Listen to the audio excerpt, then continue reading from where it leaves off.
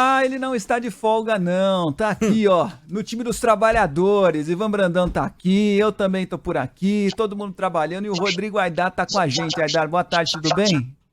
Boa tarde, Fábio. Boa tarde, Ivan. Pois Boa. é, e para falar justamente sobre a correção da poupança dos Então, trabalhadores, né? Tem é que dar isso. exemplo. Tem lugar de fala, Aidar, é isso aí. O plenário do Supremo Tribunal Federal volta a julgar na semana que vem, portanto, uma ação que questiona a atual correção do FGTS para quem é trabalhador CLT. Explica pra gente, Aidar, o que significa tudo isso e se de fato há possibilidade de a coisa ser aprovada em favor dos trabalhadores. E aí? Bom, Fábio, primeiro salve aí, salve Fábio, salve Ivan, salve para Salve. os nossos queridos e para as nossas queridas ouvintes. Há possibilidade sim, e já há dois votos em favor do trabalhador. Empate em favor do trabalhador, e eu vou explicar por quê. O que o Supremo está julgando é uma ação proposta pelo Partido Político Solidariedade que contesta o uso da TR, a taxa referencial para correção monetária do saldo do FGTS. Por que eles contestam?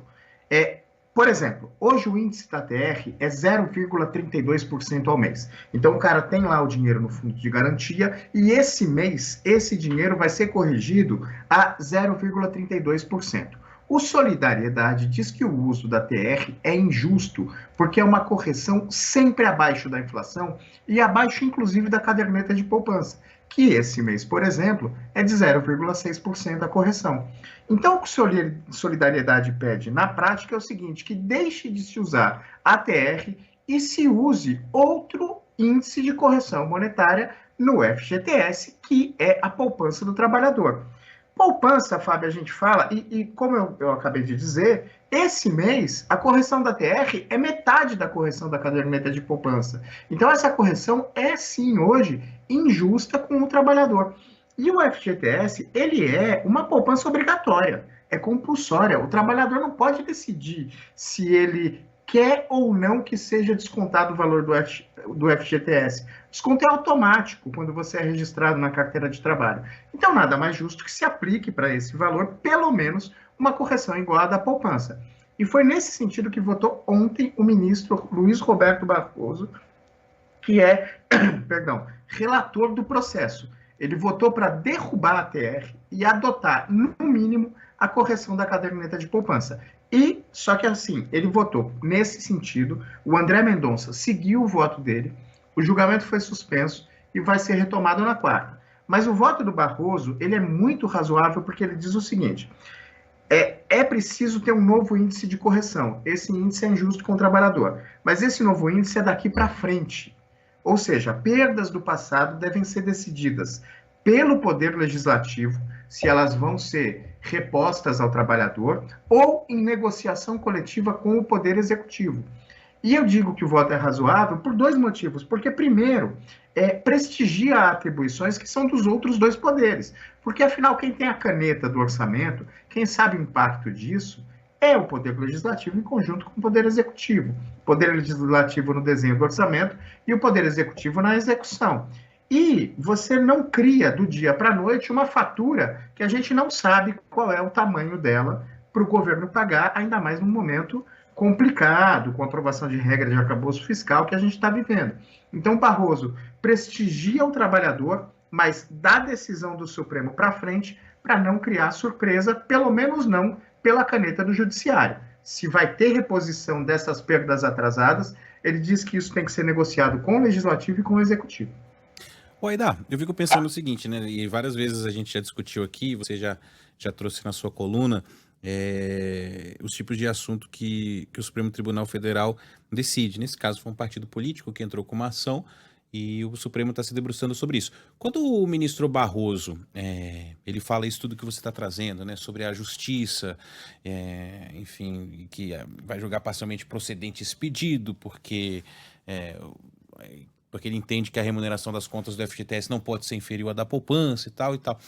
Ele pode se basear, basicamente, a pergunta é do leigo mesmo, né? Em uma subjetividade daquelas questões constitucionais, que não tem ali uma letra da lei que fale, por exemplo, pegar uma lei tributária mesmo, né? E falar que define exatamente qual é a porcentagem que o fundo de garantia vai valorizar a cada ano, se isso acompanha a poupança, se isso acompanha a Selic, se acompanha a evolução do Flamengo no Campeonato Brasileiro, não sei. O ministro ele pode ter esse julgamento, quer dizer, a gente pode perceber nesse julgamento algo nesse sentido, quer dizer, de uma subjetividade, não necessariamente de algo que a lei está mandando, porque eu imagino que se a lei tivesse definido, o Supremo não precisaria estar se debruçando sobre isso. Algo como, eu acho injusto baseado nas minhas percepções. Isso, eu acho injusto que o trabalhador brasileiro não tenha a possibilidade de ver o fundo de garantia dele valorizando como, no mínimo, a poupança, né? Porque isso também é uma subjetividade, ele deixa em aberto que pode ser outro também, outro indexador, não sei, né? Ivan, tem essa subjetividade e, nesse caso, a lei define, sim. A lei define qual vai ser o reajuste. É justamente essa lei que o Solidariedade está contestando. A lei define que vai ser o ATR, são 2 dispositivos, eu acho que são dispositivos de 2 leis, na verdade, precisava pesquisar direito. Mas existe a regra, a lei, que define que vai ser ATR.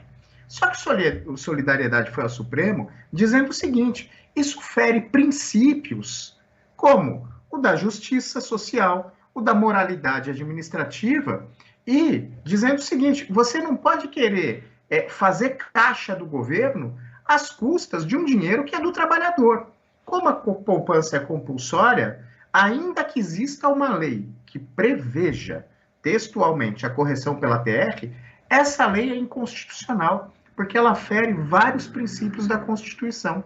Então, essa lei tem que ser derrubada. E, no lugar disso, o Supremo tem que determinar que a correção é X. O que o Barroso fez? E o Supremo vive só disso, Ivan. Exatamente então, isso. Mas essa questão que eu pergunto é justamente essa, né?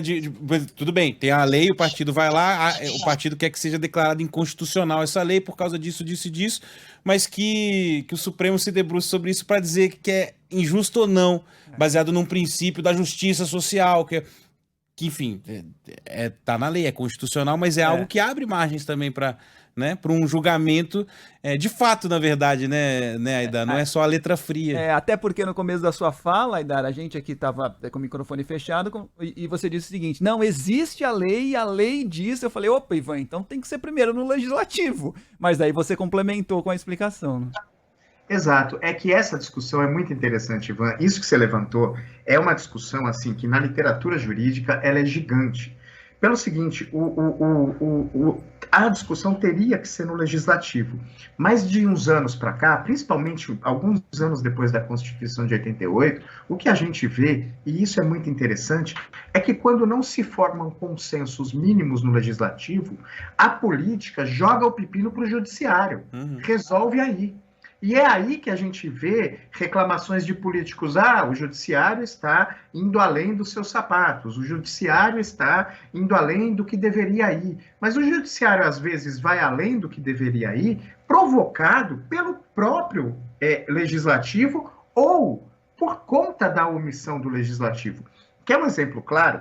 A Constituição de 88 diz que o direito de greve é universal e que os servidores públicos também têm direito de greve. Mas a Constituição, lá na linha fina, diz o seguinte: a ser regulamentado em lei. Só que o Legislativo, 35 anos, esse ano a Constituição faz 35 anos, 35 anos depois da Constituição, não regulamentou o direito de greve do servidor público. E aí tem um instrumento, uma ação que chama mandado de injunção, e várias associações de servidores iam ao Supremo: olha, o Legislativo não regula, o Legislativo não regula, o Legislativo não regula. E o Supremo respondia: Legislativo, você tem que legislar. Legislativo, você tem que legislar. Até que depois de dezenas de vezes que o Supremo falou: Legislativo, cumpra com o seu papel, e ele não fez, o Supremo decidiu: enquanto não houver a regulamentação da lei, vale para o serviço público as mesmas regras que são da greve da iniciativa privada. E aí o Legislativo fala: olha, o Supremo está indo além, mas, você deixa um vácuo, e no poder não existe vácuo. Então você tem sempre essas questões que são interessantíssimas. E, principalmente em pauta de costumes, que o Legislativo não regula: aborto de feto anencefalo foi o Supremo que decidiu, casamento e união homoafetiva foi o Supremo que decidiu. Ensino religioso nas escolas. Tudo isso cai para o Supremo, e cai para o Supremo jogado pelos atores do Poder Legislativo, na maioria das vezes, porque eles não dão conta do pepino e falam, judiciário, se vira aí. E o judiciário, uma hora, tem que se virar. É isso que acontece. E essa discussão é interessante para burro. É o sistema de freios e contrapesos, né? Que os três poderes ficam ali fazendo. Mas, olha, eu vou te dizer, o Supremo às vezes passa assim do ponto, mas se a gente for fazer um balanço, o Supremo passa muito menos do ponto do que poderia passar do tanto de vezes que é provocado, tanto pelo Legislativo como pelo Poder Executivo. Porque eles recebem muitas vezes e dizem o seguinte, não, isso não nos pertence, vocês têm que resolver aí no Legislativo, só que isso não vira notícia, né? Mas muitas vezes acontece isso. E as assembleias e câmaras, enfim, também passam muitas vezes do ponto, tanto é que o número de leis que depois são consideradas inconstitucionais é gigantesca, e mais no que o Aidar está falando, o número de leis que são aprovadas e todo mundo, o deputado vai lá no TikTok dele, fala que aprovamos a lei, a minha iniciativa e não sei o que, tarará, e a gente vai lá e noticia e que nunca regulamentou. E aí é como se a lei não existisse, não funcionasse na prática, né? Isso aí também tem muito, né, já para encerrando, mas de leis que são aprovadas e não são regulamentadas e entram nesse limbo aí que você está falando, né? São aprovadas que não são regulamentadas, entram no limbo, acabam sendo jogadas para o judiciário, e o que tem de lei em Assembleia Legislativa e Câmara Municipal que é aprovado e que não poderia, e que é contestada no Supremo, e o Supremo derruba, porque são leis que vão diretamente contra a Constituição, não está escrito, o índice é gigante. Aquele candidato a vereador que fala, eu vou acabar com a maioridade penal, eu vou, né? São coisas que não são nem da alçada dele, mas ele promete para, sei lá, enfim, ser maioridade penal, pena de morte, tinha candidato há pouco tempo, que assim, logo depois da redemocratização, que se elegeu com a plataforma de instaurar a pena de morte. Isso assim, só se fizerem uma nova Constituição, mas o cara se elegia com essa plataforma. Depois ele pode ser acusado de estelionato eleitoral? Acho que pode, né? Mas é uma análise subjetiva, vai dar faz depois. Mas aí é que tá, esse estelionato eleitoral não é tipificado em lei, mas o eleitor pode fazer valer, viu, Ivan? É isso aí. Certamente. Rodrigo Aidar.